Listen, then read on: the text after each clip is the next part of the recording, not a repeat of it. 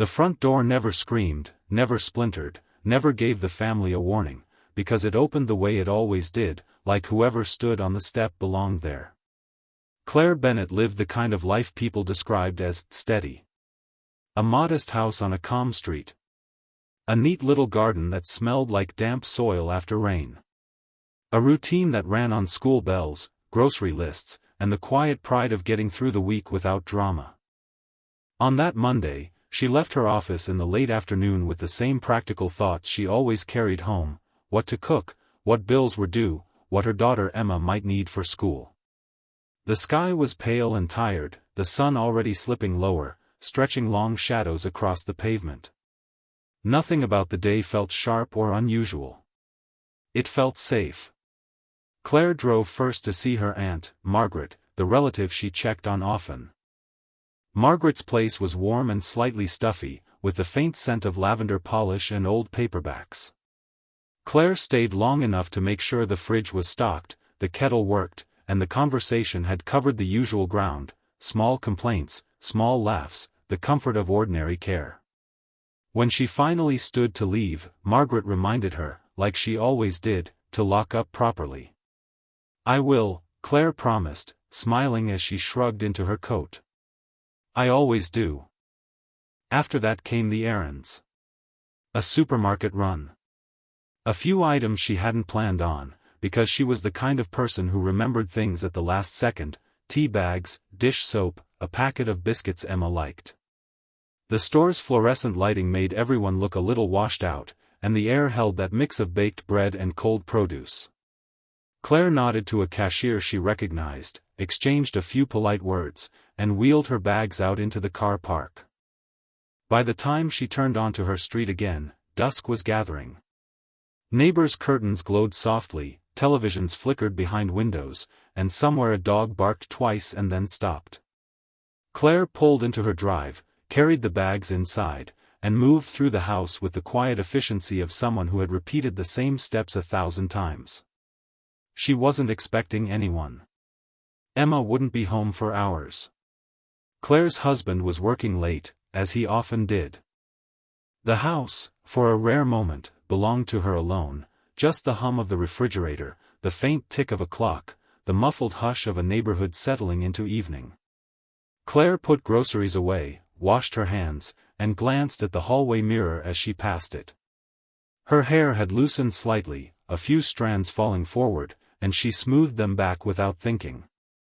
She climbed the stairs, not rushing, not wary.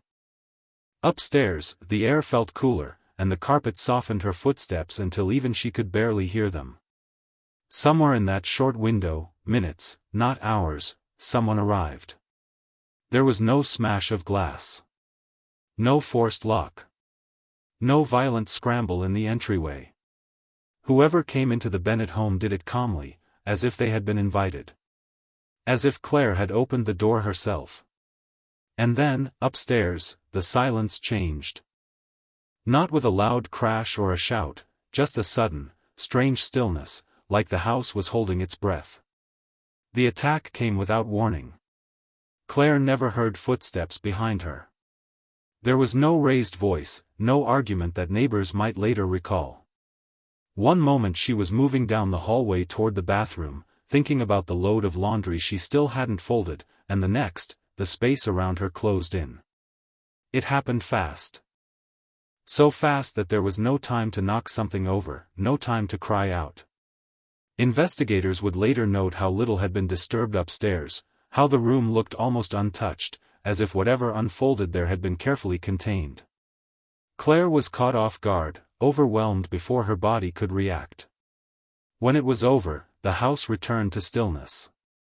Downstairs, the grocery bags sat neatly on the kitchen counter. Milk warmed slowly outside the fridge. A clock continued to tick, patient and unaware. Nothing about the scene suggested chaos. Nothing suggested that a life had just been stolen in the quiet hours before dinner. The person who came into the house did not linger. There was no frantic searching, no drawers pulled open, no cupboards emptied. Only one item was missing: Claire's wristwatch. It was distinctive, something she rarely took off, a gift she'd received years earlier and wore more out of sentiment than style. Whoever left the house that evening did so calmly enough to close the door behind them. Hours later, the street looked exactly as it always did on a weekday afternoon. Children's voices echoed briefly as school let out, then faded as they disappeared into their homes. Cars pulled into driveways. Curtains were drawn. Emma Bennett walked up the path just after 4, her backpack heavy on one shoulder, her phone in her hand. She expected to smell food cooking when she stepped inside. She expected to call out to her mother and hear a reply from upstairs. Instead, she was met with silence. At first, it didn't alarm her. Her mother sometimes lay down for a while after work. Emma kicked off her shoes, called out once, then again, louder. No answer. The house felt wrong in a way she couldn't immediately explain, too quiet, too empty. She climbed the stairs, her steps quickening as unease crept in. When she reached the bathroom door, she found it wouldn't open. It stuck fast, as if something heavy pressed against it from the other side. "Mom?" Emma called, her voice thinner now. When there was still no response, she pushed harder, panic beginning to edge into her movements. The door finally gave way with a dull scrape, and what she saw inside would mark the end of her childhood in a single, irreversible moment. Emergency services arrived soon after, their presence breaking the calm of the street with flashing lights and hurried voices. Neighbors watched from behind windows. Some stepped onto their doorsteps, hands covering mouths, whispering questions no one could answer. By nightfall, the Bennett home was sealed off. Officers moved through the rooms with careful steps, documenting the absence of struggle, the absence of answers. Upstairs, they noted how clean everything seemed. No signs of resistance. No defensive marks. Just a scene that raised more questions than it answered. The person responsible had vanished back into the ordinary world, leaving behind a mystery wrapped in silence. By morning, the quiet street was no longer quiet. Police tape stretched across the Bennett driveway, bright and unnatural against the familiar brickwork. Officers stood in small clusters, speaking in low voices. A forensic team moved slowly through the house, photographing corners that had never mattered before, dusting surfaces Claire had wiped clean only hours earlier. What unsettled investigators most was what they didn't find. There were no signs of forced entry. The locks were intact. Windows were closed. The downstairs rooms looked exactly as Claire had left them, shopping bags on the counter, her handbag resting on a chair, keys placed neatly where she always put them. Upstairs, the bathroom told the same restrained story. No overturned furniture. No broken objects. No marks that suggested a struggle. It was as if the house itself had agreed to keep a secret. The medical examiner's findings deepened the mystery. Claire had been caught completely off guard. There were no defensive injuries, no evidence she had time to fight back. The conclusion was chillingly simple: the person who attacked her had the element of surprise, and absolute control. That meant one thing. Claire had likely opened the door herself. Detectives began the slow process of rebuilding her final afternoon minute by minute. They spoke to her employer, confirming she had left work on time. They spoke to Margaret, who described the visit in careful detail, Claire's mood, her plans for the evening, her calm goodbye. They checked supermarket receipts and security footage, watching Claire move through the aisles unaware she was being traced backward through time. Nothing stood out. No arguments. No unusual encounters. No visible fear. Attention turned inward, toward the routine of the household. Claire's husband was questioned and cleared quickly, his work records placed him miles away. Emma, shaken and barely able to speak, could offer only what she'd seen when she came home. The timeline narrowed to a small, terrifying window, less than an hour when Claire was alone. And then a detail resurfaced. A neighbor mentioned a man seen days earlier, knocking on doors. Stocky. broad-shouldered, wearing work overalls. He had asked for directions, though the street was clearly marked and easy to navigate. When Claire answered, the interaction had seemed brief, harmless. The man thanked her and left. At the time, it meant nothing. Now, detectives leaned forward. Other neighbors were questioned. Slowly, the picture sharpened. Someone else had seen the same man farther down the road later that week. Another remembered a vehicle idling longer than necessary near the corner. The descriptions weren't perfect, but they aligned closely enough to raise concern. The most unsettling detail came when investigators examined the school schedule. Monday was the only weekday when the neighbor's young child, who often came home shortly after Claire, wouldn't be there. On every other day, the house would not have been empty. The timing felt deliberate. Calculated. The idea that this might have been planned settled heavily over the case. Police released a description to the public. They appealed for information about the man in overalls, about any unfamiliar vehicles seen in the area. Tips flooded in at first, sightings, rumors, half-remembered faces, but none led anywhere solid. The house on the quiet street remained sealed, holding on to its unanswered questions as days turned into weeks. As weeks passed, the investigation lost its urgency in the public eye, but not inside the station. Detectives pinned maps to the wall, dotted with colored markers that traced every reported sighting of the stocky man in work overalls.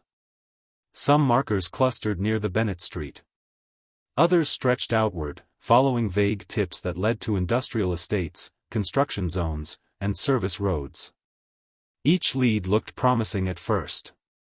Each one dissolved under scrutiny. Officers tracked down work crews operating in the area.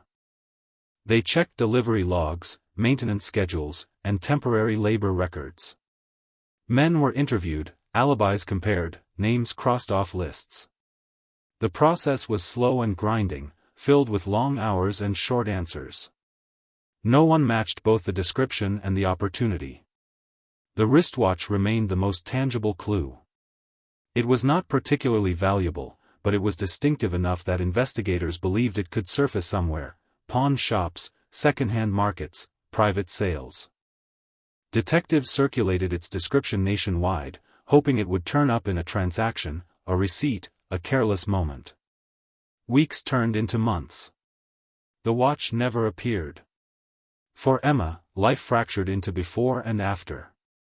She moved through school in a haze, surrounded by voices that felt distant and unreal. Teachers spoke gently, classmates avoided her eyes, unsure what to say. At night, she replayed the moment at the bathroom door over and over, her mind snagging on small details she couldn't explain: the weight of the door, the smell in the air, the awful certainty that something was wrong before she ever saw anything. Her father tried to hold the household together, but grief settled into the walls. The house that once felt safe now felt exposed, every creak a reminder that someone had walked in and out without resistance. Investigators revisited the timeline again and again. They tested the idea that the attacker might have known Claire's schedule, might have watched the house long enough to learn its rhythms. The choice of day, the precise window of time, the lack of disturbance, it all pointed to planning rather than chance. Years later, advances in forensic science offered a brief flicker of hope. Evidence preserved from the scene was re-examined with newer techniques. Tiny traces once considered useless were tested again, run through expanding databases. Families of similar cases were notified. Expectations rose quietly, carefully, as detectives waited for a match that might finally put a name to the unknown man. None came. The DNA belonged to someone who had never been logged, never been caught, never been identified. The trail went cold once more, stopping abruptly at the edge of what science could offer. As anniversaries passed, the case was quietly reassigned, then reassigned again. Fresh eyes brought fresh theories, but the core facts refused to change. A woman alone. A door opened willingly. An attack without noise. A single item taken. The unknown man in overalls remained a shadow, seen, described, remembered, but never found. Time changed the case, but it did not soften it. As the years went on, the Bennett investigation slipped into a quieter category, no longer urgent, but never closed. The file grew thicker, heavier, filled with reports, diagrams, and transcripts that told the same story in slightly different ways. New detectives read the notes of those who came before them, tracing old logic paths, hoping to spot what others had missed. They returned again to the idea of trust. Claire had been careful. Friends described her as cautious without being fearful, polite without being naive. She didn't open the door to strangers without reason. That detail haunted the investigation. Whoever stood on her doorstep that afternoon had either appeared harmless enough, or familiar enough, to erase hesitation. Some believed the directions encounter was the key. The stocky man hadn't forced his way in days earlier. He hadn't rushed. He had asked, waited, left. It suggested patience. Testing boundaries. Learning how easily the door opened. Others wondered if there had been another interaction no one ever saw, a brief exchange on a previous day, a face that became recognizable enough to disarm suspicion. A person who blended into working life, into uniforms and routines, into the background people rarely remember clearly. Emma grew older under the weight of unanswered questions. She left the neighborhood as soon as she could, carrying her grief quietly, carefully, like something fragile she was afraid to drop. Interviews with police became less frequent but no less painful. Each time she was asked to recall that afternoon, the memories sharpened instead of fading. The house was eventually sold. New families moved in, unaware at first of its history. The rooms were repainted, the carpets replaced, the bathroom door fixed so it would never jam again.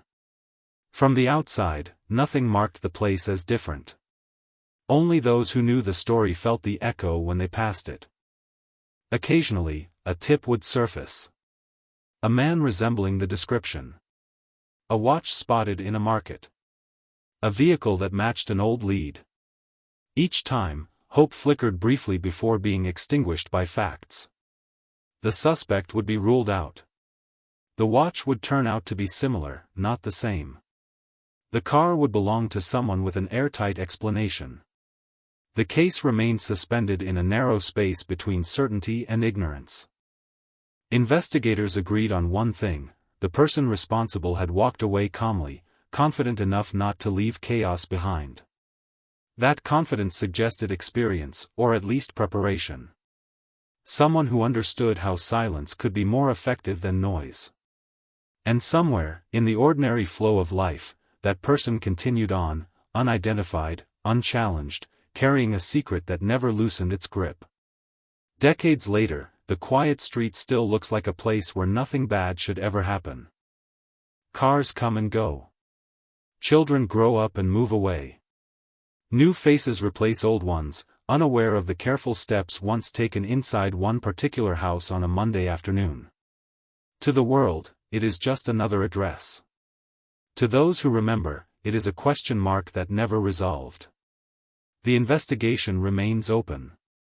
Boxes of evidence are preserved. Statements are archived. The distinctive wristwatch is still listed as missing, its description unchanged, waiting for a moment that may never come. Every so often, the case is reviewed again, not because there is something new, but because there is something unfinished. For Emma, closure never arrived in the way people imagine it should. There was no courtroom moment, no name spoken aloud, no explanation that made sense of what happened. Instead, she learned to live alongside uncertainty, to accept that some stories end without answers. The detectives who worked the case carry it with them too. Many have moved on, retired, taken other roles. Yet when asked about the one case that stayed with them, this is the one they mention: the calm house, the open door, the silence that followed. Somewhere, someone knows exactly what happened in those minutes upstairs. They know how easily trust was used, how quickly life can change, how silence can hide the truth for a lifetime. And until that truth finally surfaces, if it ever does, the Bennett case remains what it has always been, a reminder that even the safest routines can be interrupted, and that sometimes, the loudest mysteries are the ones that leave no noise behind at all. Years passed, but the questions never softened.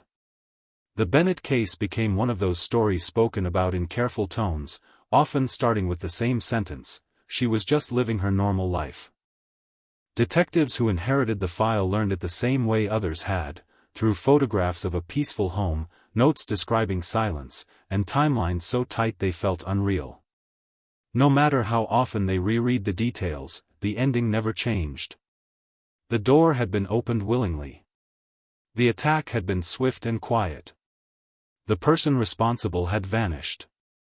Emma grew into adulthood carrying a past that refused to stay behind her. She built a life, found routines of her own, but some moments still pulled her back, passing a house that looked too similar, hearing a door close behind her, realizing how quickly trust could be misplaced. Interviews became rarer, yet she never refused them. Somewhere inside, hope remained that one day, someone would finally connect the last thread. The wristwatch remained missing. Investigators believed it had meaning, even if no one else did. It wasn't about money. It was about memory. Taking it felt personal, deliberate, either a reminder or a trophy, something that mattered only to the person who took it. That belief kept the case alive longer than most. Technology advanced. Databases grew. Cold cases were reopened across the country, and once again, Claire's name was spoken in meeting rooms filled with quiet optimism. Evidence was checked. Files were digitized. But once again, the unknown stayed unknown. There was no confession. No late discovery. No knock on the door with answers. The man in work overalls remained frozen in time, stocky, ordinary, forgettable. A figure who blended in so well that even those who saw him couldn't fully recall his face.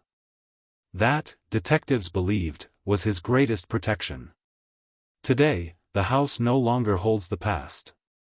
New laughter fills its rooms. New families lock and unlock the same doors, unaware of how easily trust once slipped through them.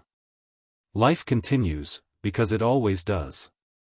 But somewhere, in the quiet corners of memory and paper files, the story remains unfinished. A woman went about her day.